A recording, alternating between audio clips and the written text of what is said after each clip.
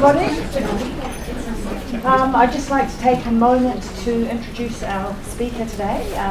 We have got Penny. She's kindly said to me that I'm just allowed to say her name is Penny, and I don't have to worry about the family name, but I'm sure as she can roll it off her tongue, it'll sound lovely. Her talk today is called SIP and Listening, improving listening skills through a focus on stress, intonation and pausing. So let's welcome Penny.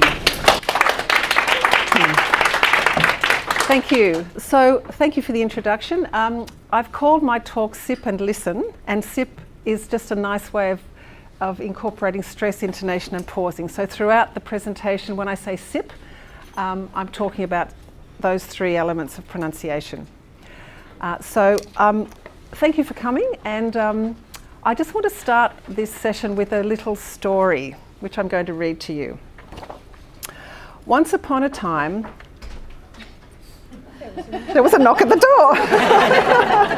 Oh, Barbara, do come in. Once upon a time, there was a class of students who thought their listening was very poor. Every time they listened to native speakers of English, they freaked out because they felt they couldn't understand what they were saying. They speak so fast. I can't understand anything, they said. Then one day, their teacher did something new and strange in class. She made them do some activities which focused their attention on some weird stuff called stress, intonation and pausing, or SIP. Some of the students seemed to remember hearing these strange words during classes on pronunciation, where they were practicing speaking more clearly, but never in relation to listening. In any case, they'd never paid much attention to this stuff because it all seemed too hard and it wasn't going to be in the test. But little by little, as they learned more about SIP, they started to actually notice it when people spoke or when they listened to a recording of spoken English. And then a wonderful thing happened. Instead of hearing this blah, blah, blah, blah, blah, incomprehensible babble, they started to grasp small chunks that had a beginning and an end. Small chunks that were defined by this SIP stuff. Wow, said the students, this is great. Knowing SIP makes us more confident listeners. Pausing helps us understand key words and gives us time to think. One sentence can have different meaning. It's not just about knowing the vocab. Intonation can help with meaning, and so we have become good listeners. And so the students gained some level of autonomy, some level of control over their listening, and they all listened happily ever after. Thank you. So, this is not a fairy tale. It's actually based on my experience as a classroom teacher, and more specifically my research, a research project I undertook with English Australia last year with a colleague, Sian Hammond, into this very topic of how those elements of pronunciation affect students' listening skills. So we went into this project feeling that, we very often test listening. We don't teach the skills of listening. So what could we do to help the students actually learn how to listen better? So we're going to do 3 activities in the session today, and the activities really focus on helping the students to grasp the role of stress, intonation and pausing and how it actually helps their listening without necessarily focusing on the vocabulary and grammar of what is being said. So I've chosen the 3 activities that my students reported to me were the best. Now, they are the most beneficial, the most enjoyable, the most simple. They could actually do them quite easily, and the ones they felt gave them tools for being able to develop their own strategies for listening. So the activities involve both speaking and listening. You will need a pencil and paper to participate, and please feel free to ask questions at any time. I'm not going to wait till the last 10 minutes for questions, so we can chat amongst ourselves. And at the end of each activity, I'll give you a bit of a rundown of the process that you can follow when you do the activity, but it's kind of very open to change. Okay, so the first activity, it's one I've called jumbled thought groups. And the point of it is to help students really focus in on the fact that pausing happens and what they can do with that pausing. So can I just get everybody to take a piece of paper and write the numbers 1 to 8 down the page. Okay, so what I have here now is a text of, you can use a text that you've done in class already, something that the students are familiar with. And normally I would have one thought group or chunk for each member of the class, but I don't have however many people there are here today. So I've just prepared 8. So can I just hand them out randomly? So each one contains a number and a thought group. So if you've got a chunk, can you just look at your thought group, think about how you might pronounce it, and no, just one. Just not everybody has to have one. This is just to demonstrate. Imagine there are 8 students in the class, and each student has a chunk. Sorry about that. Yeah. Okay. So everyone's read their chunk. Happy, thinking you can pronounce it clearly. Okay. So can we start here? Can you read out your number and then your chunk? And as you listen, can you write down the chunk against the number that she gives with the chunk? Okay, please go. 5, by focusing on SIP. Did everyone hear that? By focusing on SIP. No, that was number 5. 5. Yeah, so write that down beside 5. And actually what's really interesting with this is the students can hardly understand each other. So you get this, it takes a very long time. You get a lot of, they actually look at me like, what did she say? Well, ask her, you know. So you've really got to manage it, you know. So it does. You let them repeat, and do you limit how often they can repeat? I kind of step in if it's going on for a bit too long, you know.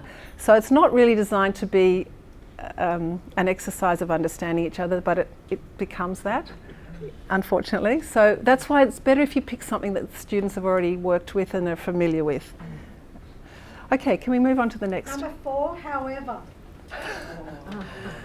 Easy. Okay. Someone else? Number 3, quite a challenge.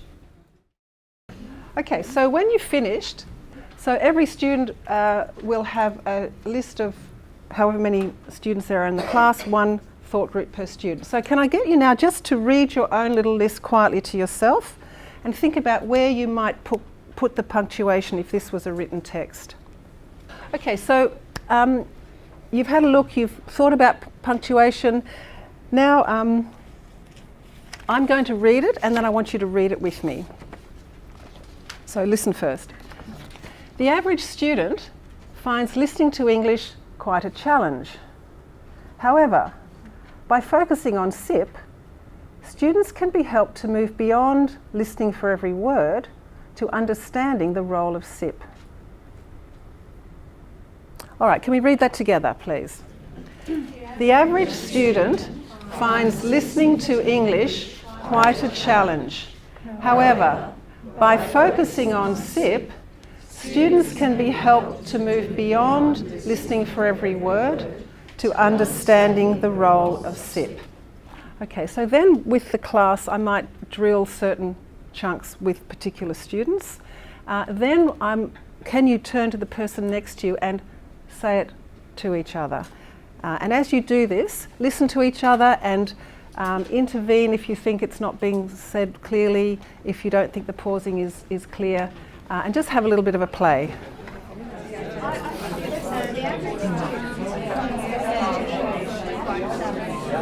Okay, can I just get a tiny bit of feedback from you on how you went with that and how you feel that kind of little insight into what pausing is helped your listening? Are there any comments that you might like to offer? Oh no, you're all very good listeners. So, look, is there anything you think that might, any way you think that might help your students specifically? Yeah, I'm still sceptical that it will help, but it's worth a try. Well, the students reported that, in fact, often at the end of doing this, they were kind of, oh, like, whoa, that happens? Like, I didn't realise that actually happened. So it's really interesting to, you know, they hear this all the time. They hear stress, intonation and pausing, but they don't really notice it. Right, so the level of the students is... Oh, this, yes, I should have said, this was sort of pre-intermediate level, so academic, lower. lower level students. But I think even for the more academic ones, you know, they have to do oral presentations. Yes. You know, to prepare for uni, and this will help them. Yeah. You know, I think it will because help for the oral you know, I'm sure we've all presentations, assessed them when they're speaking, and their pausing is Yeah. often inappropriate. But interestingly, I think it happens first that they have to pick it up by listening before they can actually Yes. offer it by speaking. I So, think it will be good for oral presentations, but Yeah. some of the listening we do are authentic lectures, yeah, and some of the lecturers hardly... yeah, that's true, I know. And they speak so quickly. Yeah. Did you ask your students to, when you, the first time you read it aloud, Mm. did you ask them to listen out for the stress and intonation? Not so much the stress and intonation, it was really just notice the pausing. So what with the research, with the different activities, each one was sort of designed with a slightly different focus. So it was, all of them were used over the course of 6 weeks, probably once a day. And the idea was that, well, what we found with our research was that there was a sort of a transfer of the skills learnt in these specific activities to the wider listening skills. So the research was really by raising their awareness of stress, intonation and pausing, how does it affect their listening?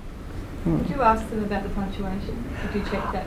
I didn't actually check that. It was just really a way of helping them focus a little bit more. So I wasn't so interested in because it's based on listening, that could help, I think, when we're talking about giving presentations, when they're reading from their own prepared notes, they actually do pause where they've got a comma or they pause where they've got a full stop.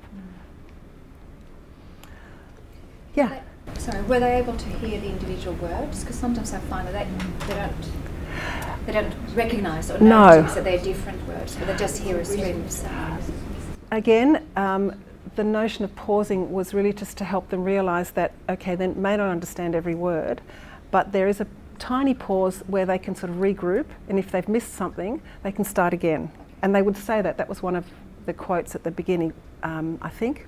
Pausing gives us time to think. Yeah. So we've missed something, that's okay, just wait for a pause and then I'll start listening again.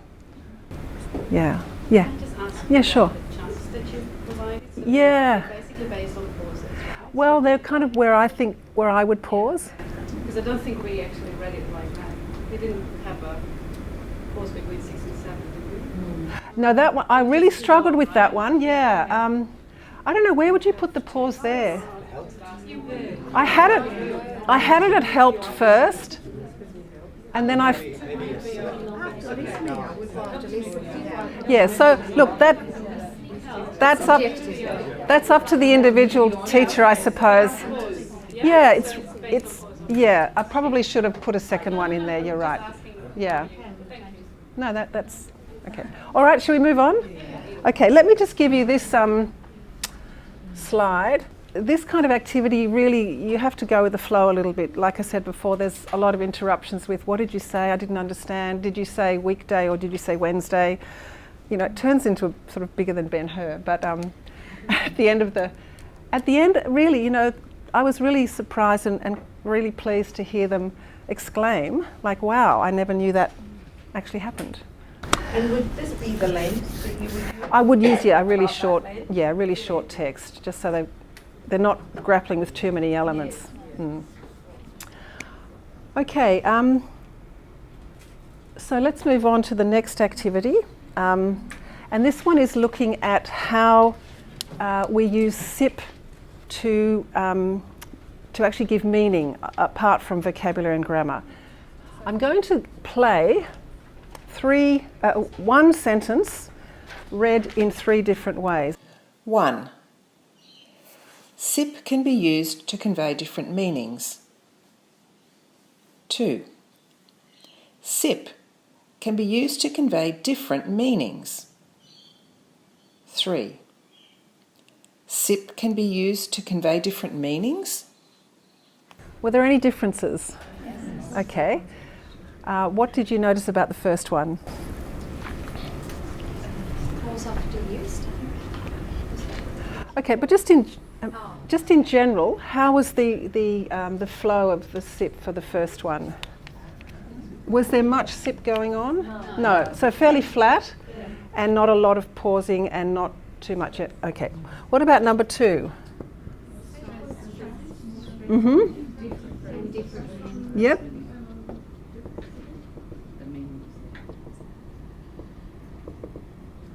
Okay. And number 3? Question. Right. Yes.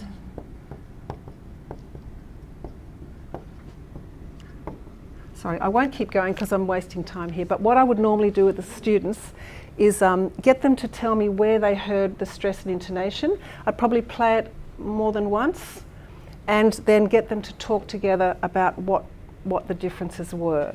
And then ask, when would you use each type of speech, each type of sip? So, you know, what sort of context would that fairly flat intonation be used in? It sounds like a student presentation. Okay, yes. A student presentation, or maybe just chat over coffee or something, a general conversation. Okay, and the second one? Sorry? Sorry. I thought it was like you're focusing on sip and the different. So you're, I think, probably explaining to someone what sip really is. Okay, so more stress, the difference between the high and the low intonation was greater. Okay, so that's more of an emphatic type of statement. If you were giving a presentation and you were speaking well, you would probably speak more like that. Okay, so for purposes of the students, we'd call this one statement. Then this one we'd call statement with emphasis. And then this one, what did you notice? Okay. So a questioning statement. So when might you use a questioning statement? Is it a question? Yes. So you might. So I'd ask the students, you know, if you don't understand something, would you use a question form to repeat to the speaker or you're surprised by something, exactly. So. Yes, exactly. So then the next step would be I would drill these 3 different, what do I call them, sips, amongst around the class. And then the next step is to give the students a piece of paper like this. So I'm not going to give you a piece of paper, but I'm going to get you to listen to 6 utterances. And as you hear each one, can you write down either S, E or Q according to what you think the utterance is? Is it a statement? Is it a statement with emphasis? Or is it a questioning statement? 1. The university is now smoke-free, so please respect this. 2. Most Australians grow up only 30 minutes from the beach. 3. It hasn't rained for about 4 months. 4. The trains to Sydney will be off all weekend. 5. The plane was 4 hours late. 6. It's very important that you do your homework. Okay, so then at this point in the class, I would get them to talk more about the differences, might do some more drilling, and then I would ask you in pairs to repeat the statements to each other. So let's just do that. So can you just do this now with the person next to you? Just choose your own, whatever SIP method you want, a statement with emphasis or questioning. say it to each other, and you have to feed back what you think you heard. So if there's a difference between what you think you said and what your partner heard, it's just food for conversation. I mean, some people's emphasis is greater than other people's emphasis. So, you know, this is all about raising awareness rather than saying this is right and this is wrong. So it's really just training their ear to notice that there are differences. So just play with that for a few minutes, please. Let me give you a couple of slides that show the process for this activity, which, you know, as I said before, it's very fluid. I didn't say, I'm sorry, I forgot to say, once you've done the listening of the 6 statements, or did I say?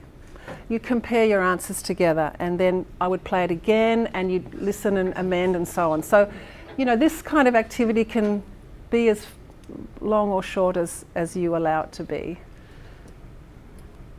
And then that goes on to another slide. And a really nice follow-up, if you can find something, is to find an authentic listening where there is a real mixture of different SIP patterns, and they have to listen and pick, maybe just listen and pick one. You know, when do you hear emphasis, or when do you hear a questioning statement? I found a gorgeous little clip of Ellen DeGeneres talking to children, and she's saying things to them, and they keep stopping her and asking questions. Like, they'll say, she was talking about old-fashioned technology, so a typewriter, you know. Can you turn it on? Can I turn it on? There's so much. It was really obvious because it was children, so that's a really nice little follow-up. And when students actually manage to catch something, they get really excited. They yell, I noticed. So, okay. Any more questions about this one? All right, let's move on to the last activity. This one's probably the most straightforward to organise. This is an activity where students listen to a text and they actually mark the stress, intonation and pausing on the text. So prior to doing something like this, you just need to have some sort of system where you demonstrate, you have a kind of a, what am I trying to say? A system, yeah, where you can write the symbols for stress, intonation and pausing. I generally use a box for stress and some sort of squiggle for the intonation, and then a couple of lines to show pausing. Okay, so whatever system you have, the students need to know before they do this activity. Okay, so I'm going to play a text to you with nothing to read at first. Just listen and see what you can notice about SIP. In its simplest form, pausing is used to give the speaker time to breathe. Used well, pausing can help focus the listener's attention on important information. Pauses can be used to emphasize new or important vocabulary. Sometimes pauses are very short. Other times, pauses are longer. Long pauses can signify that a new point will follow. Pauses can be used to give listeners and the speaker time to think. Pauses can also give students time to take notes. Now I'm going to hand out the text. Exactly as you heard, there's no punctuation except for a capital letter at the beginning. So that will follow this first activity, which is to listen and mark the stress, intonation and pausing on the text. In its simplest form, pausing is used to give the speaker time to breathe. Used well, pausing can help focus the listener's attention on important information. Pauses can be used to emphasize new or important vocabulary. Sometimes pauses are very short. Other times, pauses are longer. Long pauses can signify that a new point will follow. Pauses can be used to give listeners and the speaker time to think. Pauses can also give students time to take notes. I should have said at the beginning, I usually get them to do one of these. Yes. Sorry. Yes. So one at a time, and generally just the stress, because you know the intonation, they know the intonation and the stress are connected. So yes, so you would play it a few different times and choose a different element each time. Sorry, but that's your teachers, so you should have been able to do a perfect job. Okay, so the next step in this activity would be to compare notes. Students compare notes, and if they've got differences, yeah, sure, they probably will have differences. Listen again, check, see if they've got it, you know, they match up with what's actually on the recording. And then as a follow-up, you can get them to listen and mark the punctuation. So, you know, the end of the sentence, full stop, or rising intonation for the beginning of the sentence, or whatever. I think that sort of links the listening skill with the speaking skill a little bit more. And sometimes I get them to actually read along with the recording as well, because it's quite a physical thing to stop yourself. You know, we do it naturally, but the students aren't used to actually doing that. So if they're reading along with the text, with the recording, they have to stop when the text stops. So that's quite a powerful activity as well. And I probably would keep asking students throughout activities like this, you know, how does SIP help your listening? And get them to really analyse what's going on and what they're learning and how it's different for them. You know, what are you noticing now? What are you noticing now that you didn't notice before? So I'll just bring up the last slide, which is this process. So I think it's really helpful as much as you can to get them to talk to each other about what's going on, compare notes, and you know, just think through what is actually going on, because they're not very good at that. They kind of don't analyse, I find, very thoroughly. Okay, so I think that's all I have to say. Does anyone have any questions or comments? Or Suki, so you'd always use something they were really familiar with in terms of the meaning of the actual... Yeah, as far as possible, try to keep meaning fairly simple. Yeah. So this was a text we'd already done. When I introduced the notion of pausing, we were talking about what the use of pausing, and we looked at breathing, taking notes, thinking, and so on. So this was actually very familiar to them. Yeah. Yes. So this was standalone tasks, but would you take some parts of actual listening, like for global understanding activity, and then start your whole listening lesson basically with this kind of activity? I didn't do that with these lower levels. I did these activities in part, and then was looking at how they would hopefully transferring those skills to a larger text, a more authentic text. But with a higher level, you could definitely do it that way. Yeah.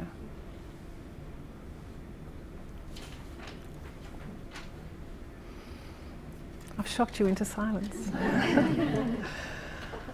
It's very interesting and very fantastic, but we do something like this, you know, for pronunciation, but I think that's where we go wrong. We need to connect it to listening as well. Yeah, exactly. But you could actually, with the whole listening, We could do this. Yeah, I think. Yeah, and what I found is don't make those connections no, by themselves. absolutely not. What I found is sort of by default, they're just, and this is a year, well, I haven't had the students again since I did the project, but when I've been doing it latterly, I've noticed that within 6 or 12 weeks of having the same students, their speaking skills actually are improving, and they haven't really tried too hard to improve them. So I think, yeah, there's a lot more that can be done to connect listening and speaking, and we don't do that very well on the whole. But I think that the really good thing about focusing on listening like this is that we're moving away from just testing listening, just listen and answer questions. And that's kind of, oh, is it right or wrong? I can't do this, it's too fast. In fact, once when I did this with the students, they listened, they got the information they needed because they were focusing on the SIP as well as the content. Then I got them to read along with the text, and at the end of it they went, oh, that's too fast. So I thought, that's so interesting. Their perception would have been, wow, that's too fast, I can't understand it. Yet the actuality was they listened and they understood it, And it wasn't until they had to speak at the same speed, when they read along with it, that they thought it was too fast. But that's really interesting, you know. Okay, well, thanks so much, everyone. Thanks for participating and joining me.